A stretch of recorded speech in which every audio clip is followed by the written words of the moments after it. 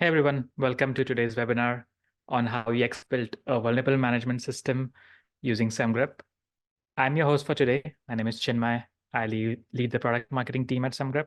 So the agenda today is pretty straightforward. First, we'll spend a few minutes on Semgrep's overview. A few of you might already be familiar with what Semgrep does, but for those who aren't, we'll quickly cover what Semgrep offers. Then we'll chat with Philip about Yext vulnerability management. And then we'll leave the last few minutes for any questions and answers you have. Cool. So when we are developing new products and features at Semgrep, we generally think about these three pillars: minimize false positives, eliminate developer friction, and help our users fix issues before production. Semgrep's superpower is transparency and ease of customization, both of which help reduce false positives. The ease of customization is not only for rule writing, but you can also build your own AppSec program on top of it. We recognize that each organization has a unique set of requirements, and thus our approach suits them well. This is an overview of the Semgrep ecosystem. Some of you might already be familiar with Semgrep's open source offering, which we maintain and heavily contribute to. We extend the open source engine to build an advanced engine called Pro Engine to power all our products. The Pro Engine offers features such as interfile analysis, as well as supply chain and secret specific features. We also offer GPT-4 integration so that you can get a second opinion and recommendations on Semgrep's findings. For all the enterprise readiness features such as SSO and alerting, our customers use the Semgrep platform. So we are a platform that offers best-in-class products for SAST, SCA, and secret scanning. Talking about SAST, Semgrep Code is our SAST offering. As most of you might be familiar, SAST is very tricky and complex. So we try to make it as simple as possible so that you can find issues specific to your code. All the Semgrep scans are extremely fast, and I'm talking about seconds or even a few minutes, not hours. Our Semgrep Code platform supports 30+ languages, so you don't need to figure out different SAST tools for any technology stack that you're using. Talking about supply chain now, most of the supply chain tools out there just detect if you're using a vulnerable dependency within your code. Semgrep supply chain goes a step further and analyzes if you're using a vulnerable pattern or a function within that dependency. For such findings, Semgrep marks them as reachable. The reachable findings are the ones that AppSec teams can help prioritize and fix immediately. Our users have found that more than 90% of the findings are unreachable. Thus, just focusing on reachable finding saves them tons of time. Finally, our newest offering, Semgrep Secrets, which was launched around 2 months ago. Secrets not only uses regex and entropy-based analysis, but it also extends it to semantic analysis, which uses Semgrep's superpower to understand the code's context. It also offers customization options to detect and validate secrets for secrets that are specific to your internal tooling. I touched a bit on the AI offering. Our approach to AI is giving second opinion on Semgrep's findings and not producing the findings themselves. Why do you ask? It is because we want the AppSec teams using Semgrep to find secrets in a transparent and reproducible way, which is hard to do when AI generates the findings. With Semgrep Assistant, you also get auto-fix recommendations in the PR workflow so that developers can easily fix the security finding. And you also get the context on where the finding is, whether it's a PIF-related finding or if it's in production, so that you can prioritize those issues to fix. This all looks great in theory, but we also have real-life examples to support all of these features. And this has benefited a lot of our customers. I think of all these, the two favorite quotes of mine are the one on the left, which is getting the developers aligned on a SaaS product and making them use it is the hardest part of the job for an AppSec engineer. And we were able to achieve that with Semgrep Code. That's from Thinkific. And then on the supply chain side, most of our customers use the reachability analysis part. So supply chain has helped reduce noise by 95% for Lyft. So these are great data points. And to share one more data point with us today, we have Yext. So this is our main event. We are here to speak with Philip about how he and his team built a vulnerability management program using Semgrep. Just to give you all a bit of context, I was chatting with Philip a few weeks ago about his experience with Semgrep, and what stuck out to me was the approach Philip and his team took to build an effective AppSec program. So that's when we thought, why not share it with folks who are interested in security?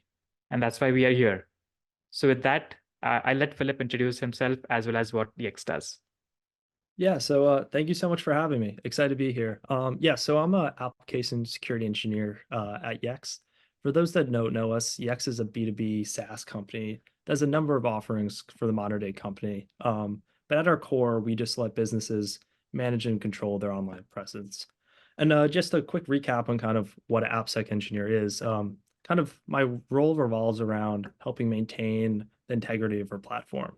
But kind of what brings me here today, as you mentioned, is and what inspired my work with Semgrep is has been my assignment to develop and launch our vulnerability management program with goals in mind like decreasing our existing security debt, preventing further vulnerabilities from accumulating, and ultimately enabling our software org to shift left. Got it. Thanks, Philip. So you touched a bit on the goals. I know you sent me a few goals that you guys follow. Can you please elaborate on that? Yeah, for sure. So when my boss, Matt Samansky, took over the team about a year and a half ago, he had a couple main goals in mind. One was be transparent. One was make the program data driven, enable engineering, not prevent, and most importantly, get things done. These are the goals I tried to embody in the creation of our vulnerability management program. Got it. I love all of these goals, and especially love the last one because it's about execution. Cool. So with that, how did you actually implement the vulnerability management program at Yext, and how does it help you achieve these goals? Yeah, for sure. So we realized kind of early on in this project that out of the box vulnerability management solutions, SAST, SCA solutions wouldn't really work well for our org. One, Yext is a very unique software stack that didn't really mesh well with pre-built integrations and a lot of these, offerings. And two, we have a relatively small security team and a pretty big monolithic code base. So having security engineers do all the triaging was not an option. Just create way too big of a bottleneck. So with these roadblocks in mind and no solution out there that we could purchase, we decided to, do what every great engineering team does and build our own. So the first problem we knew we needed to tackle was find a way to enable developers to help with the triaging of vulnerabilities without inhibiting, their daily work and daily tasks. By doing this, we would be able to harness the strengths of the two orgs, security having the knowledge about the vulnerabilities, and then software having the knowledge about the code base in terms of false positives, accepted risks, what have you. The second problem was being able to surface and prioritize the data in the tools that already lived in the developers' workflows. The developers had great workflows that existed for a number of years on making features, whatever, has to do with the product, what have you. So we really wanted to be able to kind of integrate into these existing workflows and just make it easier to triage vulnerabilities and get work done. And finally, we want to be able to track all this work and provide visibility into these statistics to aid with, shifting left and just it's always important to kind of track the work that's being done. So, kudos can be given in the correct places.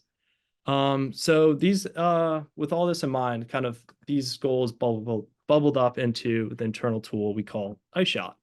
So I like to break down this diagram into three main sections. The first being data. So we realized that no matter how fancy of a tool we built, like how many great integrations, how great kind of the upper layers were, it just wouldn't work without clean data. And that's where Semgrep comes in. They were able to give us super concise, clean data on our SAST, SCA vulnerabilities, minimal noise, and just give us, the information that we needed without all these other random bells and whistles that we just really wouldn't use. The second is visibility and metrics. So that's kind of where our database schema comes in. And so we have this Python engine that kind of takes in all this Semgrep data, triages it, organizes it how we want, and we store it in a database schema. And because we're storing this on our back end, we're able to generate a number of metrics and dashboards that let leadership kind of see what's going on, track what's going on. It lets security see what's going on. And then also ultimately teams, it's easy to see what work has been done, what work needs to be done. And then also this aids in our ability to help the org shift left. We were able to generate targeted trainings. For instance, say one team has a lot of SQL injections. We were, able to track this, say, hey, this team, generated 10 SQL injection vulnerabilities over the past month. There's clearly a misalignment here on what needs to be done, what is a SQL injection. So it lets us as a security team kind of assign targeted training and kind of prevent those from coming up in the future. And then the other kind of visibility aspect is we use Slack. So kind of our Python engine, again, takes the Semgrep data and then along with some of our compliance data and compliance rules and surfaces this in a tool that developers use every day, I would argue multiple times a day in Slack. And having this information in Slack lets especially team leads kind of plan out their sprint so that they're not blindsided, with 3 days left in the sprint, hey, you need to patch, 10 vulnerabilities, and that throws them off. It really lets them kind of plan a sprint, two sprints out, so we don't, prevent them from getting the other work they have to do done. And then finally, action. And this is kind of where our ticketing software comes in. And like I mentioned before, integrating into current developer workflows. So our developers use Jira as our ticketing software and just kind of how they track, what's being done, what needs to be done, and what ultimately gets done. And this also, kind of going back to our earlier point, this allows us to let developers give feedback and help us triage. So by us putting kind of all this data into Jira, it lets a developer kind of give, their P's and Q's about, hey, I think this is an accepted risk and provide a reason. I think, this is a true positive and then ultimately go and fix it, or I think this is a false positive. And what this lets, the security team do is let the developers give a first pass and then us look over, kind of the 10% that aren't true positives or, the 20% that aren't true positives. And just kind of give our expertise there. So when a developer says, hey, this is, an accepted risk because this is an internal tool or this code is only for testing, it lets us kind of make tweaks within Semgrep and then also just be like, yep, completely agree with you, and then kind of categorize that appropriately. And we kind of, this entire workflow is all kind of automated. So when changes are made in Jira, there's no manual kind of cataloging in Snowflake, our database schema or anything. It's all lives within any move that's made within Jira is all kind of sent back to our back end automatically, which really enables, again, since we have a small security team, enables our security team to not create any big bottlenecks and helps us also focus on other work that needs to be done because we don't have all day to focus on AppSec or vulnerability management, unfortunately. Got it. This is great. This is very exhaustive and very actionable. I'm kind of curious on after you implemented this, what was the developers' feedback about this? Yeah, so I would say no developer, likes security, or I shouldn't say likes security, but likes taking time out of their day to do kind of security related things, or it's a rare developer. So we kind of had a bit of a trial by fire where we had, a compliance report come in and we had to patch, a couple vulnerabilities. And it really gave us, the security team, an opportunity to kind of show off our tool. And we didn't get a lot of feedback, which I would say is good feedback. We didn't really hear any complaints from developers. That we got a couple compliments. They really liked how, it lived within their existing systems. It enabled it enabled an easy vector for security to answer questions when they had them. And we got a few kind of feature requests, a little, a couple tweaks here and there in terms of, providing data, what have you. But ultimately, we did get a lot of feedback, which I consider a win. Got it. Okay, yeah, definitely. So I see some questions coming in, but I wanted to ask you, like, did you consider other application security solutions, and why did you choose Semgrep at the end of the day? Yeah, we actually considered around five other companies. We did POCs and everything. And we had a pretty exhaustive, we wanted the tool we picked to be kind of live with us for the next, 2-3 years. We didn't want to have to keep kind of putting in new data into this kind of internal tool that we spent time building and then ripping it out every year. We want to find a solution that worked. And ultimately, we went with Semgrep for the number one reason is you guys are API first, and this allowed us to kind of access the data that's ours. And then number two, the data was clean. You as a company, you have a lot of great features, a lot of great bells and whistles that some companies can definitely utilize, and we do to a certain extent, but we didn't want a company that let bells and whistles kind of compromise the core functionality of the product, which is just SAST SCA scans, just giving us clean data on the vulnerabilities we have in our code base. Got it. Curious to know how much time did it take you to onboard Semgrep, and how many repos did you have, and did your tech stack look like? Yeah, for sure. So I would say it took around like 3 to 4 weeks. We weren't in like a big rush, so but I'd say it went very smoothly. We have one kind of big monolithic repo, and then around 100 kind of smaller GitHub repos. So I would say around 100 repos were put into the platform. And yeah, this went really really smoothly. We were really happy with the rollout. Got it. And then once you started using Semgrep, what were some of the most liked features for you? Yeah, for sure. So I would say reachability for SCA vulnerabilities was definitely top of the list.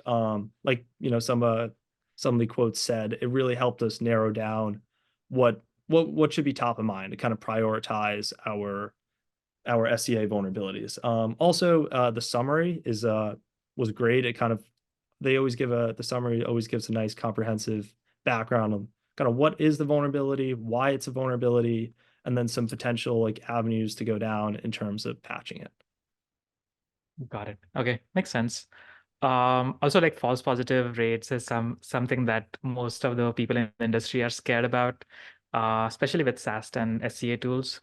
Um, do you have an approximation of how many false positives did you see with Semgrep? Yeah, for sure. Like as you know better than most, the SaaS space is really hard to kind of hammer down, and we really didn't see a lot of noise. We're seeing around like kind of 15 to 20% false positives, and a lot of these also have to do kind of with the specifics of our code base and how certain things are implemented.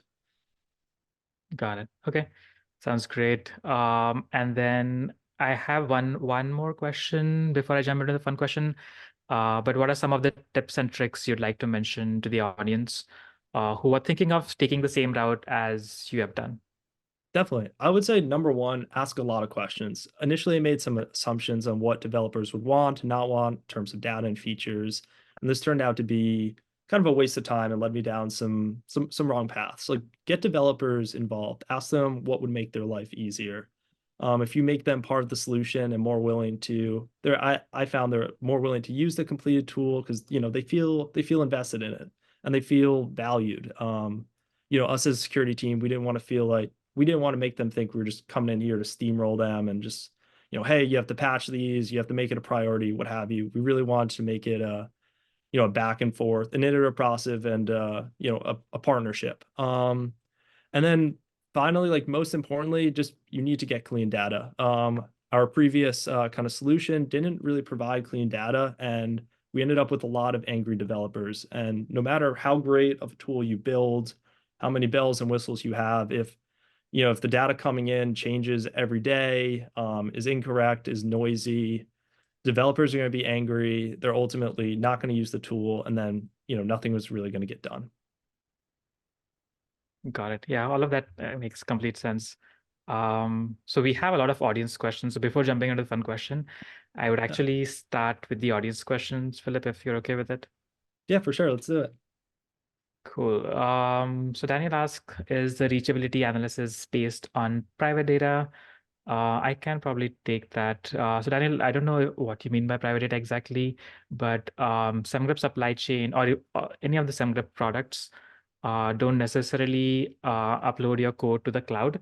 We scan everything locally and we only upload the metadata into the cloud. And if you are talking about the vulnerability specifically, we use GitHub Advanced Security. We use GitHub database as well as NIST database. And our security researchers, we have a team of security researchers who quickly write reachability rules and find out which of the rules, which of the findings are reachable based on that. Hope that answers your question, but if you have further question, put it in the Q&A. The other question from Alvaro is, what is the differential value that Semgrep offers better than other solutions for Yext? I know you touched a bit on this, but if you want to expand on something, go for it, Phil. Yeah, for sure. So kind of in this tool we built with our past solutions and some of the solutions we were doing proof of concepts with, we were spending a lot of time in kind of apologizing for bad data, right? Like a lot of redundancy was built into our Python engine. In terms of like, okay, we have this, SAST SCA data, but now we have to clean it, we have to dedupe it. We just and we were just spending more time kind of apologizing for the data as opposed to making it actionable, in terms of visibility, in terms of raising tickets, and yeah, just making it actionable. So Semgrep allowed us to not have to worry about the data side of things and just worry about the app side of things, which is what we're here to do.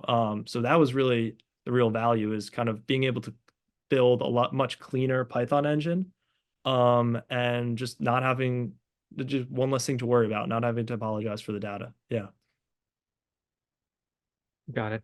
The other question here is, how big is the Yext security team and how is it structured? Asking to know how much effort was put into harnessing Semgrep and having it scale throughout the engineering org. Yeah, so our security org is kind of sectioned into three main teams. But for specifically to the question, our application security team is four people. And our team is amazing. But it was really straightforward rollout. It was me and two other engineers who spent not most of our time, but it was mostly my time that's being spent, but I had two amazing other engineers that assisted me in doing this, and really no real hiccups. Or there was never a moment. It's kind of hard to give an exact time or quantify that, but there was no moment where I was like, when is this going to be over? How much longer is this going to take? You kind of accomplish goals at a reasonable rate, and it was very easy to roll out. And also, Semgrep's support team was amazing, and kind of any hiccups we had or any questions, as you inevitably do dealing with a new platform, new product, they were great at answering it. Got it. Yes, the support team is amazing. I work very closely with them, so definitely +1 on that. An adjacent question to this is, how long did it take your 3 or 4 engineers to complete this from start to finish? So that's kind of a bit of a tough question to answer, because initially when we started building this, we had our previous solution. And there was definitely, I don't want to say time wasted, but we learned a lot. And again, not to keep harping on this, but we learned that you need clean data if you want to build kind of a tool like this. But I would say, it took us around 3 to 4 months, I would say, and once we got clean data, that went so much faster. Whereas kind of, 2 months, I would say, was kind of spent kind of trying to figure out like, oh, why are vulnerabilities so high, or why are we getting so many complaints from engineers? And it was us kind of like digging into we spent a ton of time digging into data and then figuring out that it was just not good. Because initially we made the assumption that the data we were getting, is accurate. And that was the wrong assumption to make. So once we got clean data, this all went very smoothly. But yeah, I would say a safe estimate is, 3 to 4 months. Got it. Okay, cool. We have a lot of questions coming in, so I'll try to keep up. How does the Python engine triage the data? Yeah, for sure. So it Sorry, kind I of don't understand. sorry. Yeah, so it gets in so we hit the API endpoint that Semgrep provides, both for SAST and SCA. We get kind of JSON files back. And then through our kind of database schema, we see what vulnerabilities have been patched, what vulnerabilities are still open, what vulnerabilities have been classified as kind of accepted risk, true positive, false positives. And And it's really the Python engine is just in charge of pulling in all the data from the different sources and just keeping it up to date in terms of, when a new ticket in Jira is classified as an accepted risk, making sure that that's recognized. It's kind of like the orchestrator of everything. Got it. Okay, one more question. What challenges did you encounter in the process of surfacing actionable vulnerabilities that developers could quickly act on? Yeah, definitely. So I'd say like the biggest challenge of any new security program or any new kind of workflow is just getting developers to use it initially. I feel like once you get developers in there, you kind of gain momentum and then it just becomes part of their daily life, part of their team sprint. So just getting people to use it initially was definitely our biggest problem. And I have to thank my boss and all our leadership at Yext for kind of making security a priority and kind of telling security teams like, hey, it's okay to spend time, or not security teams, pardon, software teams, hey, it's okay to spend time on this. We value this, and helping kind of developers start to recognize like, hey, this is something I need to be doing. Just doing more because it was definitely being done before, but just kind of prioritizing it a little more. So really just working with leadership and having good people behind you is huge. Yeah, totally. The other question is, and I know the answer to this, but Philip, I'll let you answer this. Is Semgrep variant used by EX the free one or the pro one? Yeah, so we use the Pro one, which provides a lot of value. Cool. So the next one is how SCA vulnerabilities are managed. For example, Lodash vulnerabilities may have several critical. Can you explain how Semgrep helped with this and how did it differentiate from Dependabot? Definitely. So I can't comment on Dependabot. I'm actually not familiar with that solution, but I can answer the kind of the first part of that question. It really helped because, like, let's say we had, 100 SCA vulnerabilities. First of all, the reachability was huge because it helped reduce that 100 to, 10, 15. So right off the bat, we were able to kind of really reduce the noise and just kind of prioritize what actually needs to be done. And then via, kind of the internal tool we built, we were able to like do various groupings where it's like, hey, if you fix this one library, 4 vulnerabilities will be patched. And just kind of prioritizing off of that. And also criticality comes into play, obviously prioritizing criticals and highs over mediums and lows. But really the biggest thing was the reachability part of it. Got it. And then following up on the team structure and effort to roll out question, how many engineers or developers are you supporting with this tooling? Yeah, so I would say the total developers at Yext are around 200, 250, I believe. Um, so yeah, yeah, around 200, 250 developers and across maybe 15, 20 teams. Got it. Cool. There's one more question on like how much did you actually customize SemGrep rules and or did you write any rules from scratch? Yeah, so when we first started off, we just used the out of the box rules, which worked great. It handles 99% of your use cases. But like I said, we kind of have a unique code base.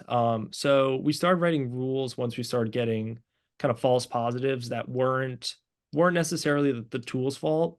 Where, for instance, like say a SQL injection, it was sanitized. It's saying, hey, this is not sanitized, or yeah, this is not parameterized, but we use a function kind of a couple layers, deeper that actually does sanitize it. Just how our code base is set up. So kind of being able to tweak the rules there and reduce the noise so that in the future, we don't get as many false positives, has been huge. Got it. Another interesting question. Do you have automatic blockages in the pipelines depending on the vulnerabilities found, and how is that managed? Do we have automatic blockages? No, no, we do not.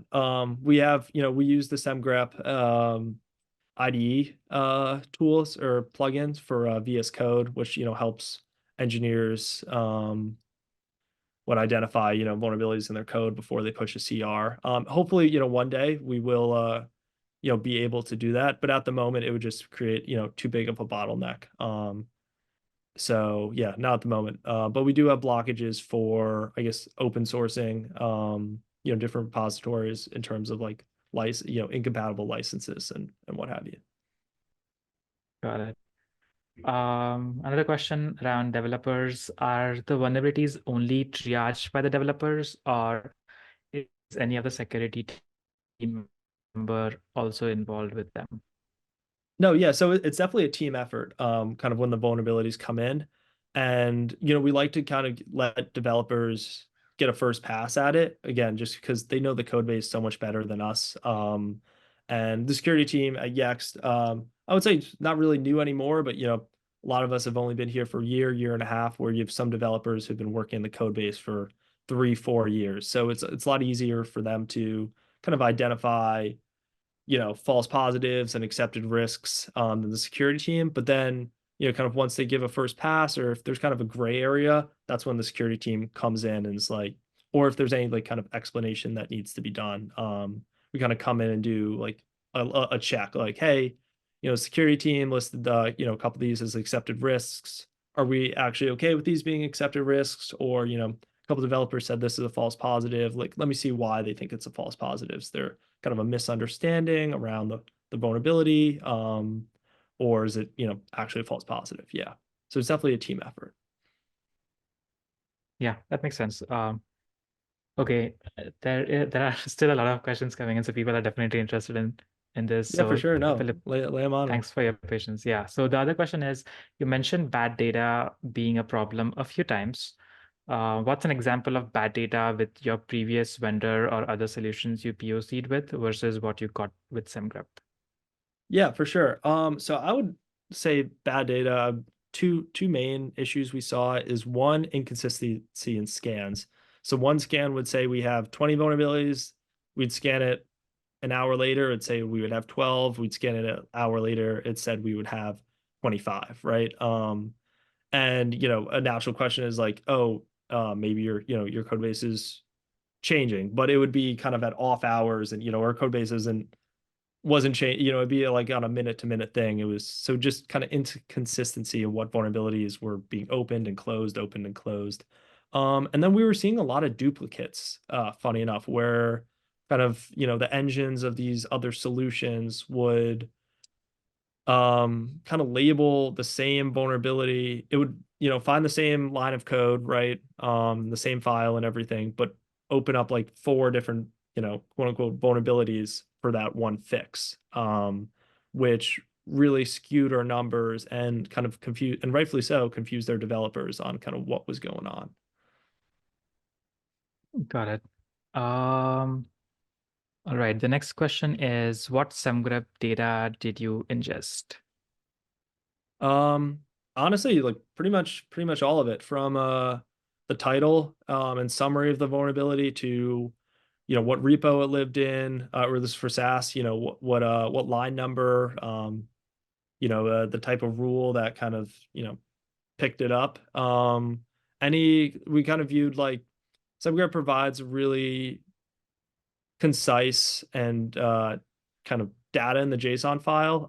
And we want to give our developers, yeah, I think it's sometimes bad to overwhelm them, right? But we really want to give them all the information we could. And we felt that, Semgrep like definitely didn't give us like too much information. So really, if you do a POC and you kind of ping that API endpoint, you can kind of see the various data that's provided. We really utilized all that. And then from a SCA standpoint, the CVE, the criticality, the reachability, all of that data. Yeah, sorry, also for SAST, criticality is huge in terms of prioritizing what tickets should be handled first. Yeah, for sure. The other question is, why did you choose Semgrep instead of GitHub Advanced Security? As you said, you have the code on GitHub. Did you at all consider GitHub Advanced Security? And You don't have to like go into the details Yeah. of So if you don't our if you don't want to. yeah, no worries. Yeah, so we have a couple GitHub repos, but our primarily our production code is in Garrett, which is a alternative source control solution. So using, a GitHub native kind of SAST SCA scanner wasn't an option because, you know, the bulk of our code that we want scanned was not in GitHub. So yeah, it was never really an option. Got it. So question around price. You can find all our pricing data on semgrep.dev/pricing. We also have startup specific as well as security consult specific pricing. So do check that out. Okay, so the other question is, let's see. Did you give Defect Dojo a look? We did not. Yeah, sorry, I'm unfamiliar with that product. Got it. Um, the other question is, hey Philip, out of the false positives that we are getting with using SemGrep, how much was marked as critical or high severity? Um, and is that a developer concern? Um, Sorry, a little confused by that question. Out of all the false positives, how many are kind of major and How, critical? Yeah, that's a great yeah, question. I'm actually not. I don't have that statistic off the top of my head. I know that, we definitely prioritize majors and criticals. So, we're going to be kind of categorizing more false positive. Let's say there's 10 false positives out there, two are lows, two are mediums, two are highs, and three are criticals, four criticals. More our numbers will be a little skewed in terms of the criticals and highs just because those are being looked at first. But and then is it developer concern? Again, I would say the developer is not so much concerned at the criticality.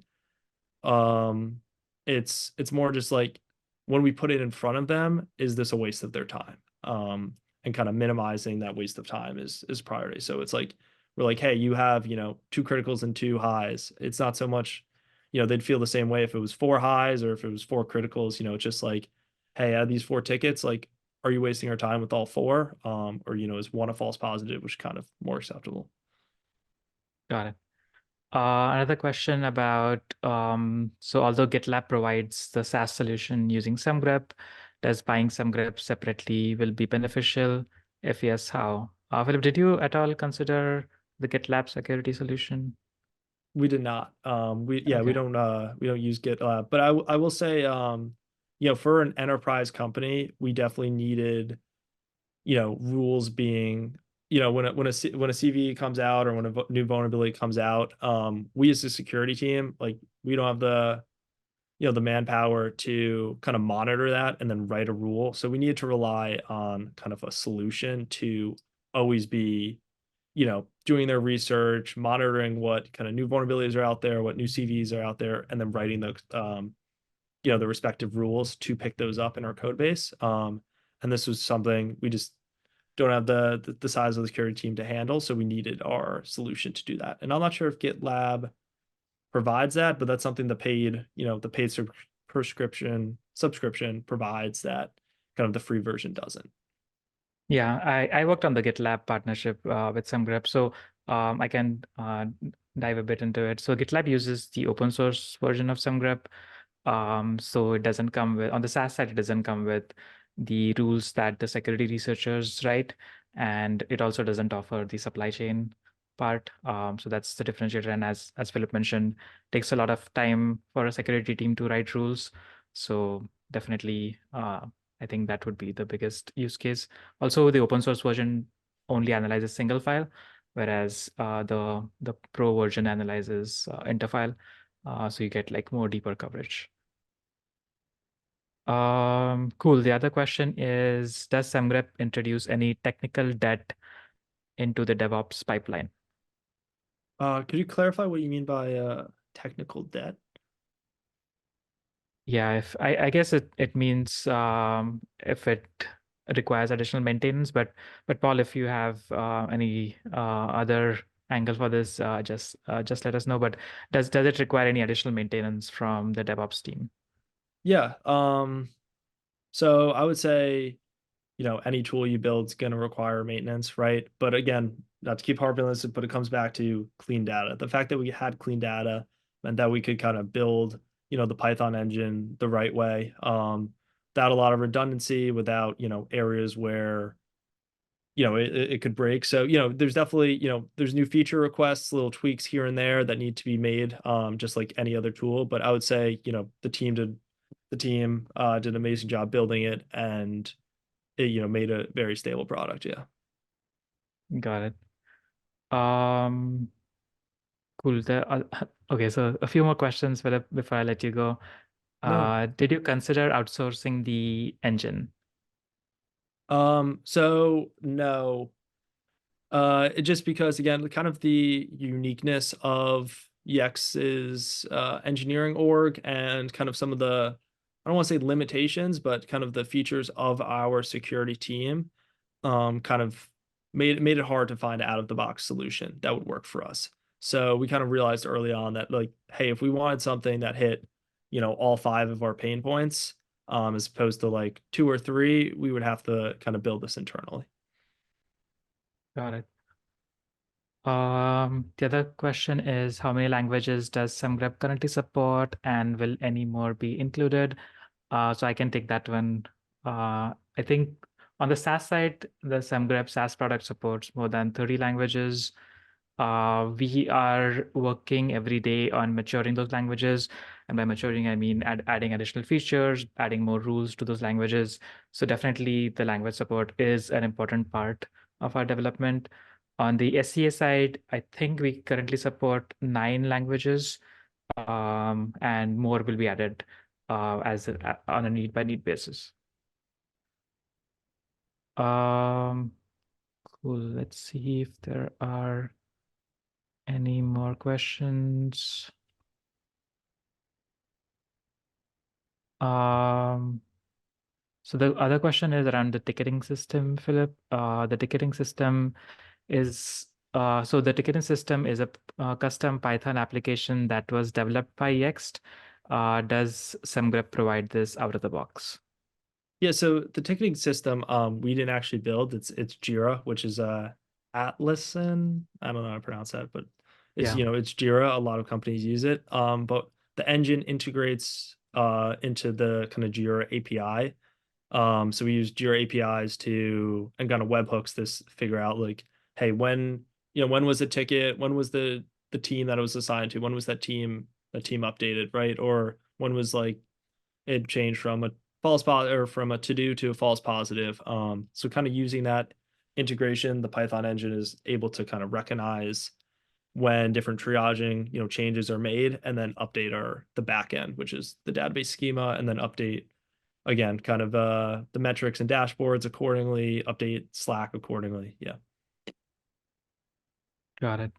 Um, and then let's see. There's also a question about container-based workflow at Yext. So do you use containers? And if you do, how do you handle the vulnerabilities in the container images? What kind of scanning tools do you use for container Yeah, so scanning? for our infrastructure side of things, we use a product called Lacework, which also, extremely happy with, and definitely would suggest if you're looking for a kind of cloud security infrastructure tool, definitely give them a look.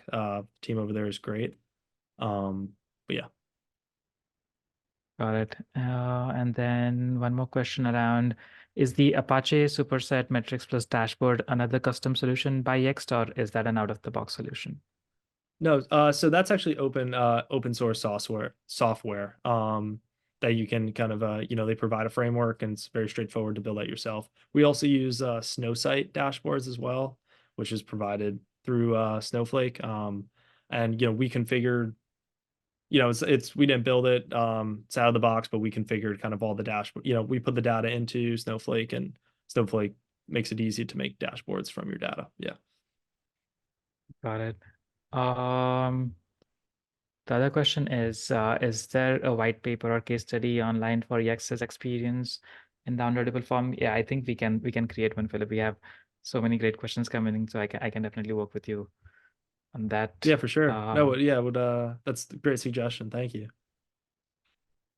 Um, I think this is the question. Can we get the um we can get that so I guess it's a discussion that's happening, so Okay. probably not a question. And then I think a couple of last questions coming in. How did Semgrep help with curl vulnerability before the time it was reported and between the time it was published? Did Semgrep help here easily to locate the use? I don't know if Philip, if you triage the curl vulnerability which was recently announced, but I can shed more light to that. Yeah. I'll let you handle this one. Yeah. So our security research team was definitely aware of the curl vulnerability being released. So they started looking at a lot of different sources on how we can write a reachability rule for it. I believe when the vulnerability was announced, we already had a rule written, and then some grep supply chain could detect it as reachable. I think those are all the questions we had.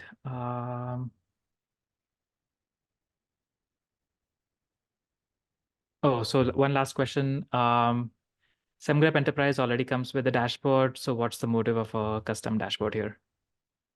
So Semgrep's UI is great. But again, we kind of realized that if we didn't want to let 250 developers into kind of Semgrep. We wanted to keep that more of a security team tool. So we knew we had to surface this data in a way that developers could see it without kind of compromising not like the integrity of kind of our data, but we didn't want any developers accidentally kind of deleting repos or adding repos without our knowledge. Um, so the UI is great for the security team to use, but in terms of surfacing data up to leadership, up to software teams, we knew we needed to put it in another location that would let us, create charts, whatever. Got it. Yeah, definitely the SemGrep Enterprise dashboard is definitely meant for the AppSec team rather than the developer. We want the developers to address it in the workflow. So yeah. And then one last question, Philip. Do you have or plan to have a security champions program with this approach to vulnerability management? Yeah, definitely. That's a great question. That's definitely on our roadmap and a goal of my boss. And because we have this kind of again clean data and then this infrastructure built out, I really foresee it making making it really easy to build the security champions program. So not yet, but definitely in the near future. Got it. I think I covered most of the questions. If I did miss any, please ping me on the SemGrep community Slack. Philip is also there, so we can answer other questions there. But one last question from me, Philip, which is a fun question. Any interesting podcasts related to AppSec that you follow? Yeah, for sure. So I love the Purple Book. I think the host is great, and they provide, get a lot of really smart and kind of just industry leaders on there that can talk about high level problems seen across the security field.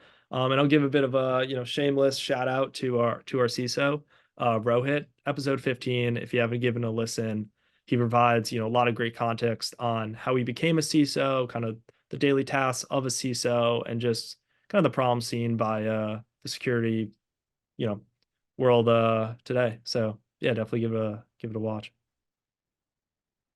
Cool. So the links are here. We'll also share the recording later, so you have access to it. I think that's mostly it from our side, Philip. So thanks a lot for taking the time and answering a lot of questions. Definitely people are interested in Yext's approach to vulnerability management and some grep. So I do appreciate all the time you've taken to present as well as to answer all the questions. Definitely. Thank you so much for having me. It was a lot of fun. All right. Thank you, everyone.